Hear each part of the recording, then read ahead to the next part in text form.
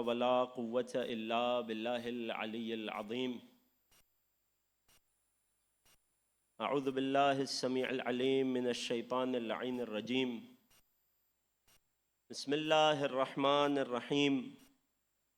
الحمد لله بارئ الخلائق أجمعين خالق السماوات والأرضين باعث الأنبياء والمرسلين والصلاة والسلام على أكرم الأولين وأشرف الآخرين سيدنا ونبينا وشفيع ذنوبنا وطبيب نفوسنا ومولانا أبي القاسم محمد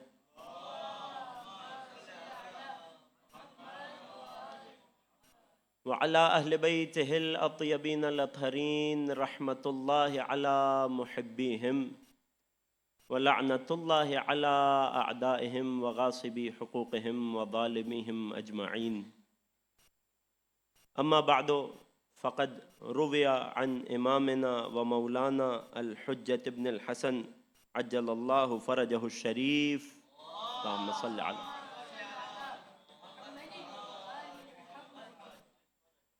ولو أن أشياعنا وفقهم الله لطاعته كانوا على اجتماع من القلوب في الوفاء بالعهد لما تأخر عنهم اليمن بلقائنا.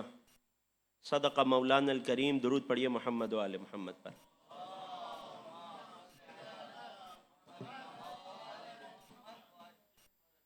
ابتدائی کلام آپ تمام حاضرین کی خدمت میں سلام علیکم ورحمۃ اللہ. پروردگار کا جس قدر شکر ادا کریں وہ کم ہے اس عظیم نعمت پر کہ پالنے والے نے ہمیں ایک زندہ امام کی پیروی کرنے والا بنایا. عزیزان گرامی، ایک صلوات کا سہارا دیجئے محمد و آل محمد پر.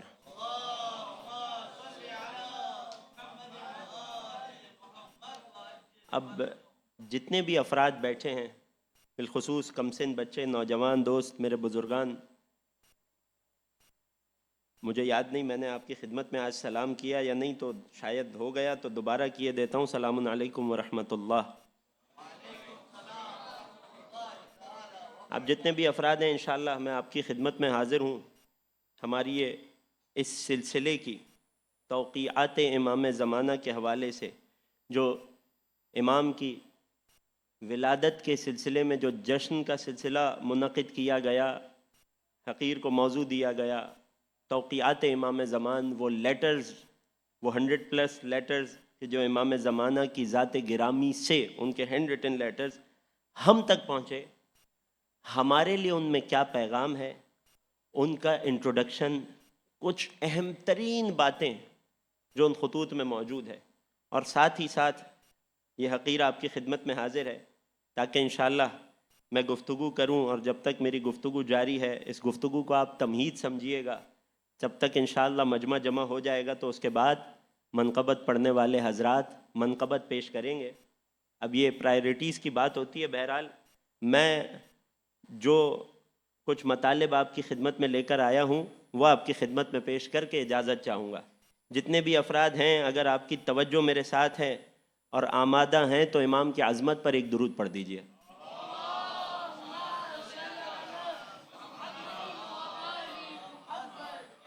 کل ہماری بات یہاں تک پہنچی تھی کہ میں نے عرض کیا تھا المہدی سینٹر میں کہ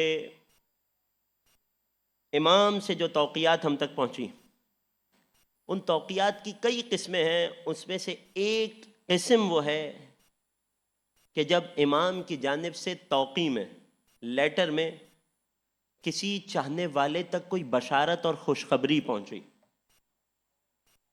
کہ جب اس نے کسی شدید مشکل میں گھر کر امام کی جانب پریشان حال ہو کر خط لکھا. یہ سیٹی صرف مجھے سنائی دے رہی ہے یا آپ لوگوں کو بھی سنائی دے رہی ہے؟ اگر آپ لوگوں تک بھی آ رہی ہے تو ایک صلوات پڑھ دیں محمد و آل محمد پر. مائک میں کچھ ایشو ہے نا؟ ایک اور صلوات پڑھیے محمد و آل محمد پر.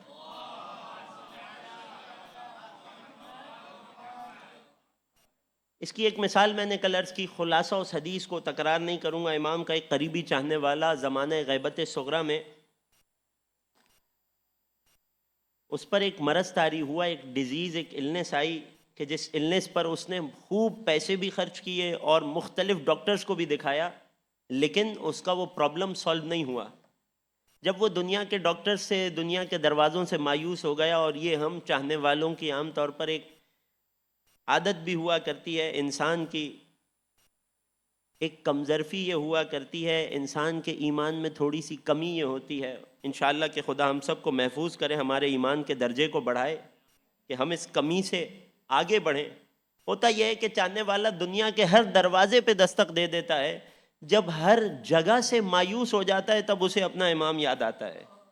جبکہ حق یہ ہے، ہونا یہ چاہیے کہ جب انسان پر مشکل آئے، جیسے بچہ مشکل میں سب سے پہلے دوڑ کر اپنی ماں یا اپنے باپ کے پاس جاتا ہے، ایک چاہنے والے پر جب مشکل آئے تو سب سے پہلے اسے در امام زمانہ کی طرف دیکھنا چاہیے۔ متفق ہے؟ لبیک یا مہدی۔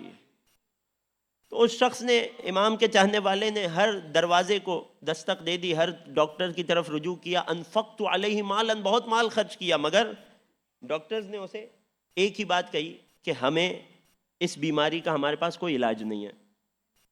پریشان حال، جان لیوا بیماری۔ کہتا ہے میں نے امام زمانہ کی جانب خط لکھا، اور خط میں صرف اتنا لکھا، کتبت الیہ اسألہ الدعاء، مولا میرے لیے دعا فرما دیجئے۔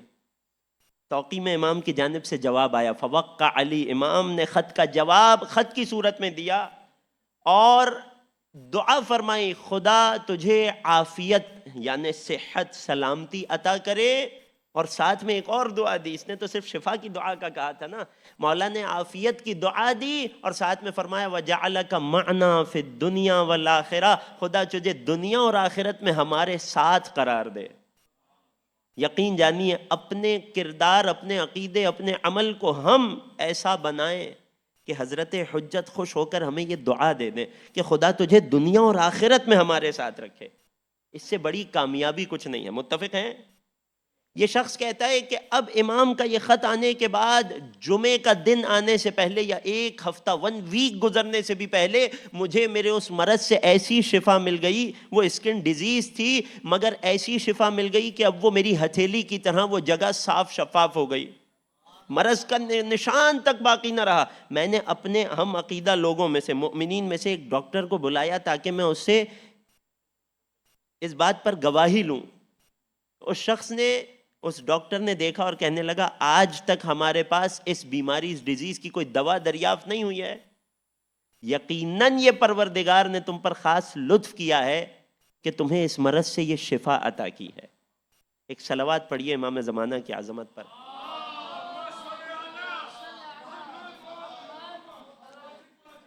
اور یقین جانیے تاریخ میں ایسے کتنے ہی واقعات ہیں، چاہے زمانہ غیبت صغریٰ ہو، چاہے زمانہ غیبت کبریٰ ہو، کہ جہاں چاہنے والے نے مشکل میں امام کو پکارا اور امام کی جانب سے مدد آ گئی۔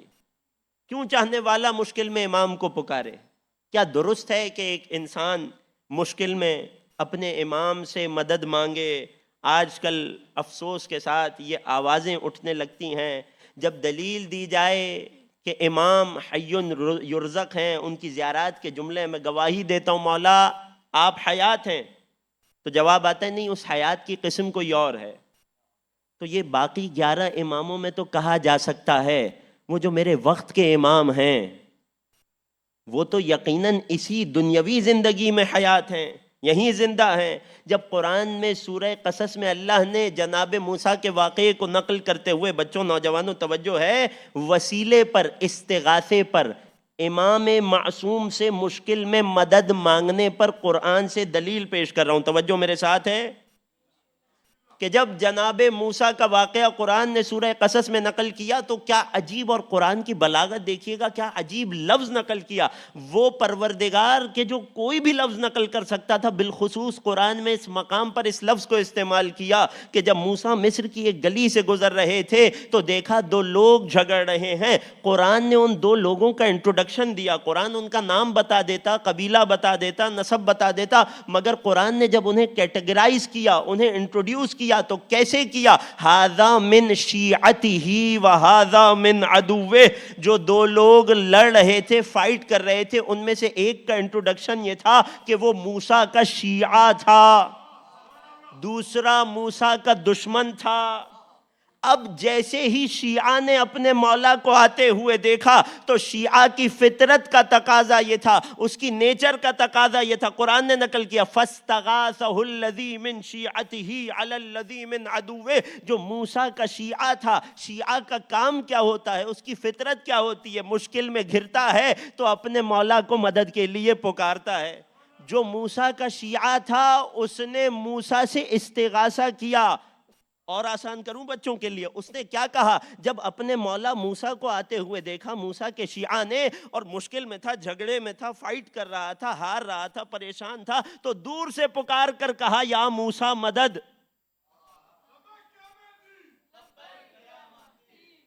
بات پہنچی؟ تو موسیٰ کا شیعہ تھا، اس نے کیا ریئیکٹ کیا؟ یا موسیٰ مدد. استغاثہ، مدد طلب کی نبی سے جن کا شیعہ تھا. قرآن نے انٹروڈیوس کیا ہے اس طرح.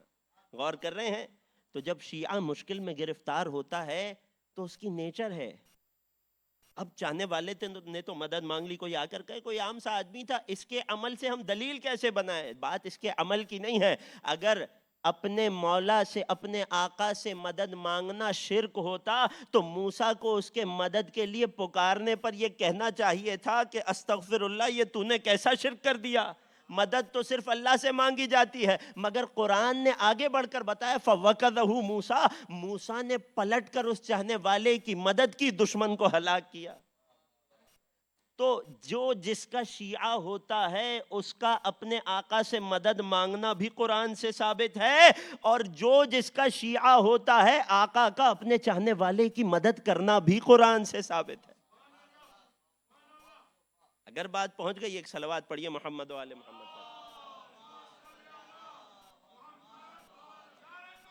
اللہ اکبر.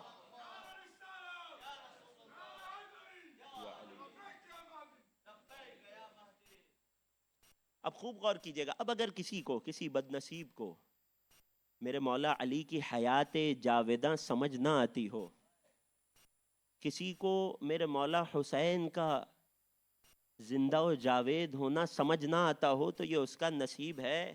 لیکن اس بات پر تو تمام مومنین کا متفقہ عقیدہ ہے نا کہ اب جو میرے وقت کے امام ہیں وہ زندہ ہیں. تو یا مہدی مدد پر تو کسی کو کوئی اعتراض نہیں ہے نا. بات پہنچ گئی؟ تو اب طول تاریخ گواہ ہے، لوگ چاہنے والے جب مشکل میں پڑے، اگر غیبت صغرا میں تھے امام کو خط لکھا، غیبت کبریٰ میں آئے، اب مشکل میں کیا کرتے ہیں؟ اپنے مولا کو عریضہ لکھتے ہیں، مولا کو لیٹر لکھتے ہیں. عریضہ کیا ہے؟ مولا کو خط ہے جس میں مولا کے سامنے ان کے سفیر ثالث حسین بن روح نوبختی کو وسیلہ بنایا جاتا ہے. خوب توجہ کیجئے گا. اب خط لکھتے ہیں. سوال، جس سوال پر کل بات کو چھوڑا تھا، جس کا جواب دینا ہے تاکہ میرے بچوں کے ذہنوں میں عقیدہ مہدویت، عقیدہ استغاثہ راسخ ہو جائے، تاکہ پھر شک شبے میں رہ کر کوئی الہی عظم البلا نہ پڑھے. جب پڑھے تو پورے یقین کے ساتھ پڑھے. وہ تو زمانے غیبت صغرا تھا، وہ اس راوی کا نصیب تھا. کتاب الکافی کی روایت ہے جو میں نے آپ کی خدمت میں پیش کی ہے، وہ اس راوی کا نصیب تھا، غیبت صغرا میں تھا. اس نے خط لکھا، امام کی جانب سے خط کی صورت میں جواب آ گیا. سوال، اب جب امام غیبت کبریٰ میں ہیں، جس کا ایک تقاضا یہ ہے کہ اب چاہنے والے سے مولا کا کوئی ڈائریکٹ رابطہ نہیں ہے، کوئی خط و کتابت نہیں ہے. اب یہ چاہنے والا ہر سال 15ویں شعبان کو عریضہ لکھتا ہے اور پانی کے حوالے کرتا ہے، اور اس تأثر کے ساتھ، اس ذہنیت کے ساتھ پانی کے حوالے کرتا ہے کہ اس پانی پر میرے مولا کی حکومت ہے. اور وہیں جو کربلائے معلیٰ میں ہو وہ اپنا عریضہ 12ویں امام کے نام لکھ کر آقا حسین کی زری میں ڈال دیتا ہے. خدا مجھے اور آپ کو وہ زیارت نصیب کرے، 15ویں شعبان کی زیارت، آقا حسین کی زیارت. اتنی فضیلت ہے، ایک جملے میں کہہ کر آگے بڑھ جاؤں. روایت صحیحۃ السند ہے، مولا نے فرمایا جو شخص چاہے کہ 1,24,000 انبیاء سے مصافحہ کرے، شیک ہینڈز کرے، وہ کیا کرے؟ 15ویں شعبان کی شب میرے جد حسین کی زیارت کرے.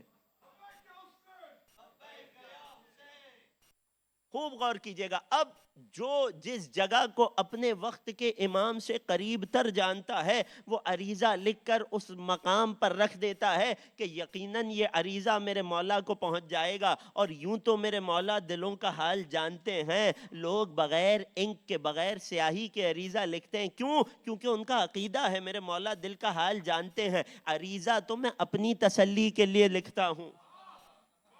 بات پہنچ رہی ہے؟ عریضہ تو میں ان پچھلے علماء و مومنین کی سنت میں لکھتا ہوں جو زمانے غیبت صغرا میں، توقی میں امام کو خط لکھا کرتے تھے، مولا میری مشکل ہے حل کر دیجئے. یہاں تک تو میرے ساتھ آ گئے. سوال بہت قیمتی ہے، بہت اہم ہے بچوں کے لیے. سوال یہ ہے کیا میں نے تو عریضہ لکھ دیا، غیبت صغرا میں امام نے اس کو خط لکھ کر اشور کیا کہ تیری مشکل آسان ہو جائے گی، ہم نے تیرے لیے دعا کر دی ہے. سوال یہ ہے کیا زمانے غیبت کبریٰ میں جواب آتا ہے؟ پریشان تو نہیں ہے انشاءاللہ؟ توجہ میرے ساتھ ہے؟ اگر یہ سوال آپ تک پہنچ گیا تو حضرت حجت کی عظمت پر ایک درود پڑھ دیجئے. محمد و آل محمد. اب اس سوال کا جواب سننے سے پہلے ایک مثال دوں گا، بہت بیسک اور آسان مثال، اور جس تک وہ مثال پہنچ جائے گی سوال کا جواب پہنچ جائے گا. خدا آپ سب کو صحت و عافیت کے ساتھ رکھے. اگر کوئی مومن کبھی بیمار ہو، مرض طاری ہو، ڈاکٹر کے پاس جائے، ڈاکٹر ایک دوا لکھ کر دے. اب اس شخص نے، اب یہاں کی مثال دیتا ہوں آپ کو، اب اس شخص نے ڈاکٹر کی دوا کو دارالسلام کے ہر میڈیکل سٹور پر تلاش کرنا شروع کیا. میڈیکل سٹور ختم ہو گئے، کوئی ایسی خاص دوا تھی کہ اسے نہ ملی. یہ ڈاکٹر کے پاس دوبارہ دوڑا گیا، ڈاکٹر صاحب آپ نے یہ فارمولا، یہ دوا لکھی ہے، یہ پورے دارالسلام میں کہیں نہیں مل رہی، میں کیا کروں؟ ڈاکٹر نے پلٹ کر کہا کہ جناب یہ دوا تو آپ کو، اب صرف مثال کے طور پر کہہ رہا ہوں، یہ دوا تو آپ کو صرف نیروبی سے ملے گی. یہ دوا تو آپ کو صرف، یہ دوا، اور کہیں کسی شہر کا نام لے لیا، یہ دوا تو آپ کو یو کے سے منگوانی پڑے گی، امپورٹ کرنی پڑے گی. جیسے ہی آپ نے نیروبی شہر کا نام سنا، آپ کے ذہن میں فوراً لپک کر ایک خیال آیا، ارے وہاں تو میرا فلاں قریبی دوست رہتا ہے. تھوڑا سا مثال میں میرے ساتھ چلیے گا، سوال کا جواب آپ تک پہنچ جائے گا. میں عریضہ لکھتا رہتا ہوں، زندگی گزر گئی، لوگوں کے بال سفید ہو گئے عریضہ لکھتے لکھتے، کیا جواب آتا ہے؟ جیسے ہی ڈاکٹر نے کہا نیروبی میں یہ دوا مل جائے گی آپ کو، فوراً میرے ذہن میں لپک کر میرا ایک قریبی دوست آ گیا، میرا ایک پرانا دوست آ گیا، میرا پرانا خیر خواہ میرے ذہن میں آ گیا جو نیروبی میں بستا ہے، جو وہاں رہائش پذیر ہے. میں نے فوراً سے پین اٹھایا اور میں نے اسے خط میں لکھ دیا، ڈاکٹر نے مجھے یہ بیماری، یہ دوا تجویز کی ہے اور کہا ہے نیروبی میں ملتی ہے، آپ انشاءاللہ کہ خیریت سے ہوں گے، آپ کی صحت بہتر ہوگی، اگر ہو سکے تو مجھے یہ دوا بھیج دیجیے گا. اب سوال ہے میرا، اس دوست کے خط کا جواب آئے گا؟ اس خط کا جواب آنے کی دو صورتیں ہیں. ایک بار آپ اپنے دوست کو خط لکھیں، جناب میں خیریت سے ہوں، آپ بتائیں آپ کیسے ہیں، خیریت سے ہیں، ٹھیک ہیں؟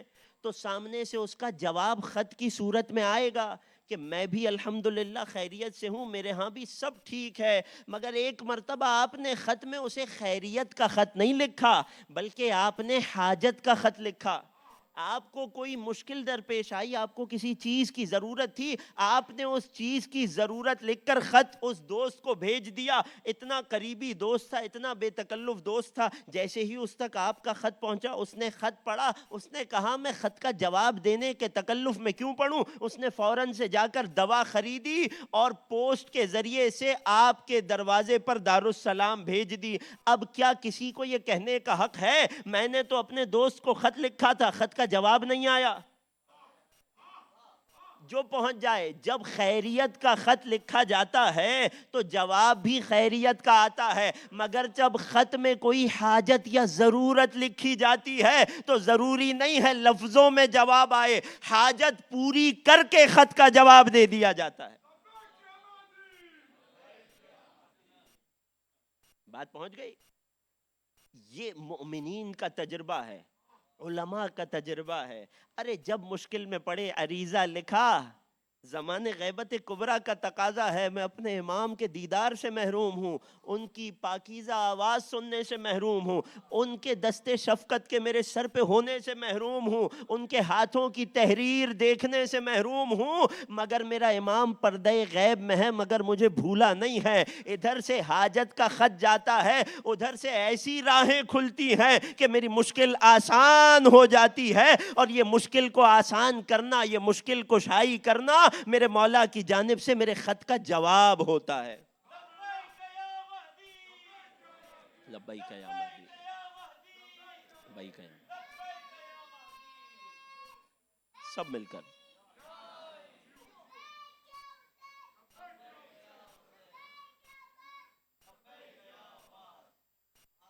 بات پہنچ گئی. یہ فلسفی آپ تک پہنچ گئی انشاءاللہ. عریضے کا جواب آتا ہے، مشکلات کی آسانی کی صورت میں آتا ہے، راستے کھل جانے کی صورت میں آتا ہے. یہ بڑی بنیادی سی بات ہے، اور اس بات کی طرف امام نے اپنی توقیع میں اشارہ فرمایا. وہ توقیع جو زمان غیبت کبریٰ میں شیخ مفید رحمت اللہ علیہ کو لکھی گئی، جس کا مقدمہ، جس کی تمہید، جس کا کانٹیکسٹ کل کے بارگاہ امام رضا کے آخری بیان میں عرض کروں گا. صرف ایک دو جملے پیش کر رہا ہوں آج، کہ جس سے یہ اندازہ ہو کہ میرا مولا غیبت میں ہے. میں تو اپنے امام سے غافل ہو جاتا ہوں، میں تو بھول جاتا ہوں انہیں، میں تو اپنی روزمرہ کی دنیاوی زندگی میں غرق ہو جاتا ہوں، میں تو دنیا کی دوڑ میں لگا رہتا ہوں. مجھے تو صرف جمعے کے دن، وہ بھی اللہ توفیق دے تو اپنا امام یاد آتا ہے، مگر میرا امام مجھے کبھی نہیں بھولتا. وہ توقیع شریف، وہ پاکیزہ خط جو امام نے شیخ مفید کو لکھا، اور کیا کہہ کر لکھا، میں قربان جاؤں شیخ مفید کی ذات گرامی پر. الی المولا الرشید والاخ السدید الشیخ المفید. یہ لقب مفید امام زمانہ نے مفید کو دیا ہے. وہ ہستی، وہ بزرگ عالم جن کی قبر پہ امام زمانہ نے مرثیہ کہا تھا. اللہ اکبر. طویل خط ہے جس میں ایک عجیب جملہ ہے، اِنَّا غَيْرُ نَاسِينَ لِذِكْرِكُمْ. اگر مجھے اجازت دیں تو میں ایگزیکٹ لفظ آپ کی خدمت میں پیش کر دوں، کیونکہ امام کا لکھا ہوا لفظ ہے. اگر آمادہ ایک درود پڑھیے محمد و آل محمد پر.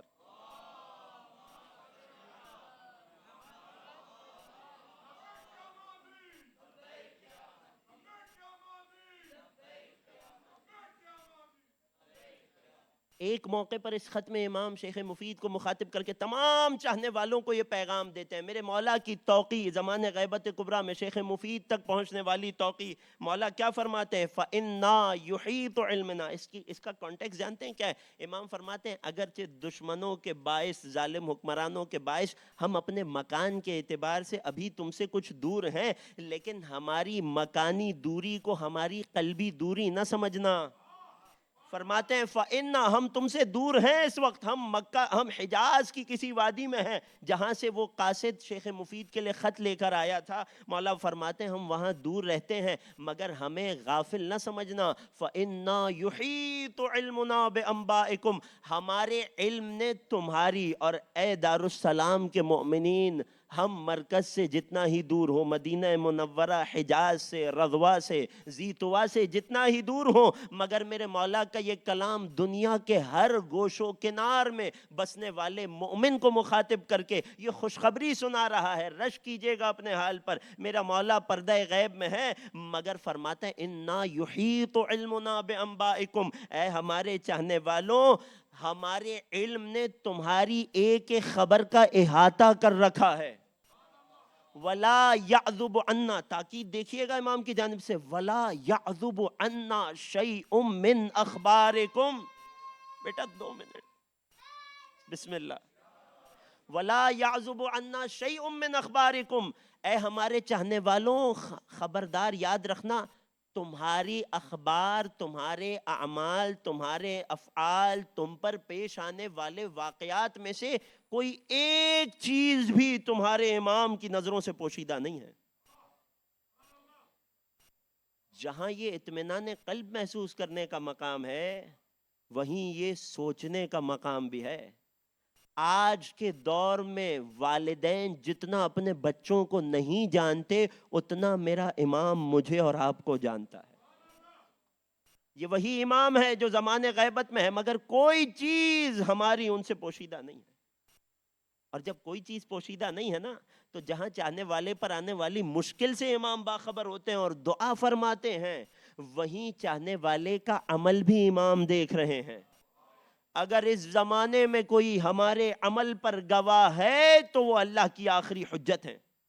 جب اپنے چاہنے والے کے نامہ اعمال میں کوئی نیک عمل دیکھتے ہیں، جب اسے کوئی نیک کام کرتے ہوئے دیکھتے ہیں، اچھے طریقے سے کرتے ہوئے دیکھتے ہیں، امام خوش ہوتے ہیں، امام کا قلب مسرور ہوتا ہے، دعا کرتے ہیں۔ میرے نوجوانوں، وہیں اگر امام چاہنے والے کو گناہ کرتے ہوئے دیکھتے ہیں، خدا ہم سب کو محفوظ رکھے، آئندہ کبھی کسی جوان کو تنہائی میں گناہ کا خیال آئے تو ایک بار یہ سوچ کر بھی رک جانا، اس خاطر بھی رک جانا، کہیں ایسا نہ ہو کہ میرے مولا کی آنکھ اشک بار ہو جائے۔ کیوں؟ یہ وہ ہے کہ جس کے پاس رونے کے لیے پہلے سے بڑے اسباب ہیں۔ جو زیارت ناہیہ، یہ خود ایک توقیہ ہے امام کی، زیارت ناہیہ مقدسہ اپنے جد حسین کا مرثیہ جو امام نے پڑھا، وہ توقیہ ہے امام زمانہ کی جو ہم تک پہنچی۔ آؤ میں بتاتا ہوں میرے جد حسین کو سلام کیسے کرتے ہیں، آؤ میں بتاتا ہوں میرے جد حسین کا غم کیا ہے۔ ارے تم نے تو کتابوں میں کربلا کا مقتل پڑھا ہے، میں وہ ہوں جس نے عالم نورانی میں اپنے جد حسین کو قتل ہوتے دیکھا ہے۔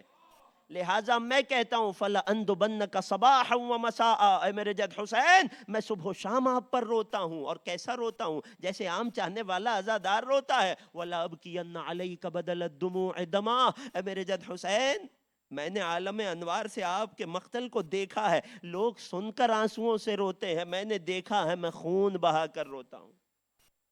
حسرتاً علیک وتلہفاً علی ما دہاک، جو غم حسین کو صرف ایام عزا تک محصور سمجھے، زیارت ناہیہ کے اس جملے کو یاد کیجئے گا۔ میں نہیں کہہ رہا ہوں روزانہ آپ مجلس منعقد کیجئے، میں اتنا کہہ رہا ہوں جب کبھی مصلی عبادت پر آنا تو جس حسین کے صدقے میں نماز بج گئی اس حسین کو سلام ضرور کرنا، اپنے مولا کے جملے کو یاد رکھنا۔ ہمارے امام کی سنت ہے صبح و شام اپنے جد حسین کو یاد رکھنا۔ جن کے پاس رونے کے لیے پہلے سے بہت اسباب ہیں، جن کے پاس پوری کربلا ہے گریہ کرنے کے لیے، کہیں ایسا نہ ہو میرا عمل ان کے آنسوؤں کے قطرے میں اضافہ کر دے۔ اللہ اکبر، خدا ہم سب کو محفوظ رکھے۔ جب اچھا عمل پہنچتا ہے مولا دعا بھی فرماتے ہیں، اور خدا کی قسم یہ حضرت حجت کی دعا ہے کہ جس کے سبب ہم چل رہے ہیں۔ لوگ ایک سوال کرتے ہیں نا، دعائے سلامتی امام زمانہ کا کیا فلسفہ ہے؟ What's the philosophy؟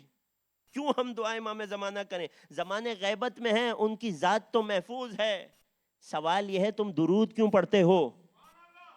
جو فلسفہ درود کا ہے وہی فلسفہ دعائے سلامتی امام زمانہ کا ہے۔ اے پروردگار محمد و آل محمد پہ اپنی خاص رحمت نازل فرما، ایک درود تو پڑھ دیجئے۔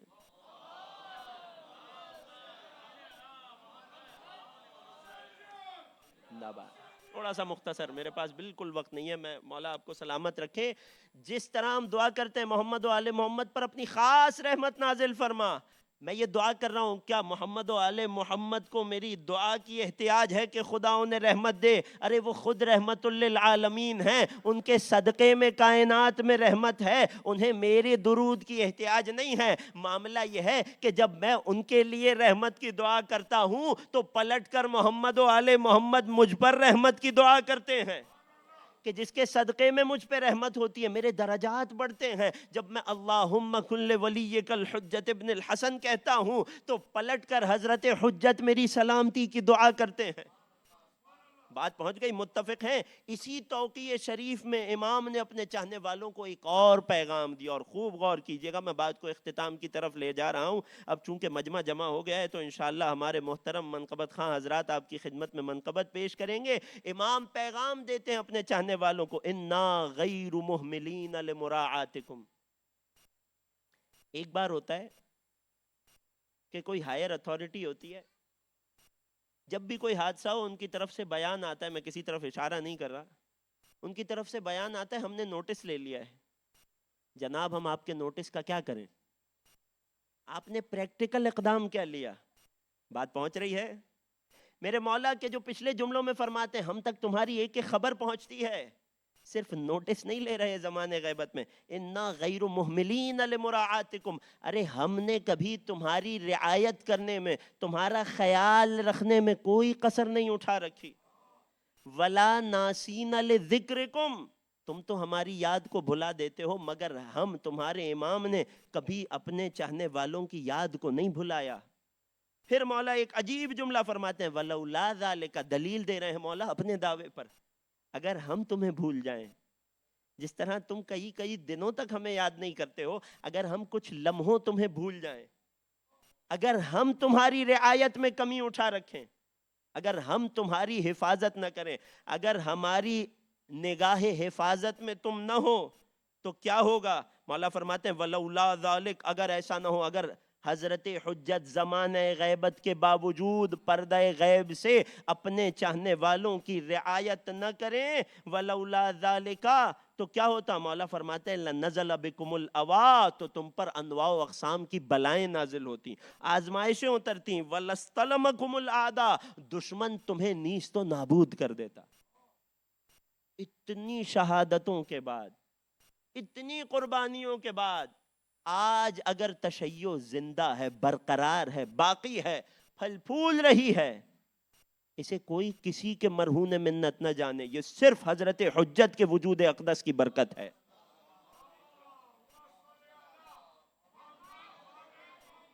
اگر کوئی یہ گمان کر رہا ہے کہ میری یا کسی کی وجہ سے یہ تشیع برقرار ہے، چاہے دنیا کے کسی علاقے میں، چاہے دنیا کے کسی شہر میں، چاہے دنیا کے کسی ایریا میں، چاہے پوری دنیا میں، اگر کسی کے ذہن میں یہ گمان آتا ہے میں ہوں تو عزاداری ہو رہی ہے، میں عزاداری برپا کرواتا ہوں، یا مثلا میرے ذہن میں خدا نہ خواستہ خیال آئے میں دین کی تعلیمات پھیلا رہا ہوں تو پھیل رہی ہیں، یاد رکھیے گا کسی کی کوئی وقعت نہیں ہے۔ اگر ایک لہجے کو حضرت حجت کی رعایت ہم پر سے اٹھ جائے، لَسْتَلَمَكُمُ الْأَعْدَاءُ، دشمن ہمیں نیست و نابود کر دے۔ یہ جو محفوظ ہیں ان کی نگاہ کرم ہے کہ محفوظ ہیں، اور جب وہ کبھی ہمیں نہیں بھولتے تو بدلے میں ہم سے کیا چاہا ہے؟ پیغام پیش کر دوں، آمادہ ہیں؟ ایک دو جملے زحمت تمام۔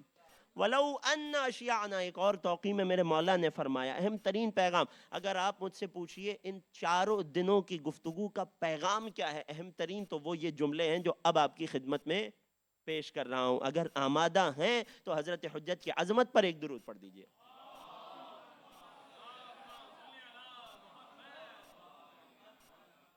اب خوب غور کیجئے گا، وہ حضرت حجت جو کبھی ہمیں فراموش نہیں کرتے، وہ آقا و مولا کے جو ہر پل اپنے چاہنے والے پہ نظر رکھتے ہیں، نگاہ کرم رکھتے ہیں، رعایت کرتے ہیں، پرواہ کرتے ہیں، وہ اپنے چاہنے والوں سے شکوے میں کیا کہہ رہے ہیں؟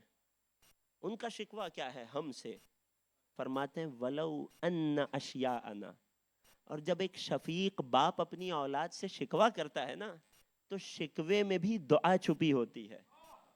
وَلَوْ أَنَّ أَشْيَاءَنَا، اے کاش ہمارے یہ شیعہ، ہمارے یہ چاہنے والے، جب امام نے یہاں تک پہنچے اور شیعوں کے لفظ آیا تو مولا نے دعا کی، وَفَّقَهُمُ اللَّهُ لِطَاعَتِ، خدا انہیں اپنی فرما برداری کی توفیق دے۔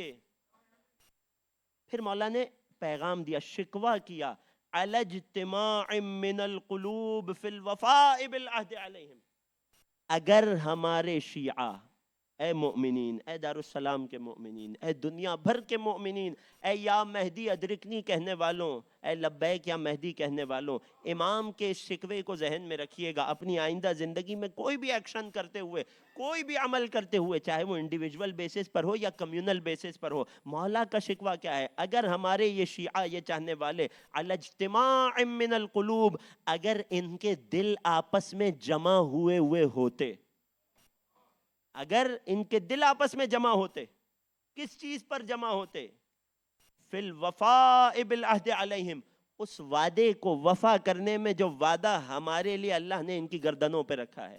یعنی اگر ہمارے شیعہ عقیدہ ولایت پر متفق ہو جائیں، عقیدہ ولایت تو انہیں مل گیا، سب علی ولی اللہ کا دم بھرنے والے ہیں، سب نبی کے ساتھ ان کے بعد آنے والے 12 ائمہ کی امامت کا اقرار کرنے والے ہیں، الحمدللہ. مگر اگر اس ولایت کے عہد کے ساتھ ساتھ ان کے دل آپس میں جمع ہوتے، اگر ان میں جھگڑے نہ ہوتے، فساد نہ ہوتے، اختلاف نہ ہوتے، ذاتی اناؤں کی دخل اندازی نہ ہوتی، تو کیا ہوتا؟ اگر ہمارے شیعہ یکجا ہوتے، ان کے دل آپس میں جڑے ہوئے ہوتے، مولا کا جملہ دیکھیے گا، فرماتے ہیں لما تأخر عنہم الیمن بلقائنا، تو ہرگز ہماری ملاقات کے شرف سے انہیں دیری نہ ہوتی. اللہ اکبر. فرماتے ہیں وَلَتَعَجَّلَتْ لَهُمُ السَّعَادَةُ بِمُشَاهَدَتِنَا، اور ان کے لیے ہمارے دیدار کی سعادت میں جلدی ہو جاتی. یوں تو ظہور امام وہ امر پروردگار ہے جس کا حقیقی وقت فقط پروردگار کو معلوم ہے، مگر اس امر ربی میں تاخیر کی وجوہات میں سے ایک وجہ چاہنے والوں کا، قوم کا آپسی اختلاف اور جھگڑا ہے. حضرت حجت بتلا رہے ہیں،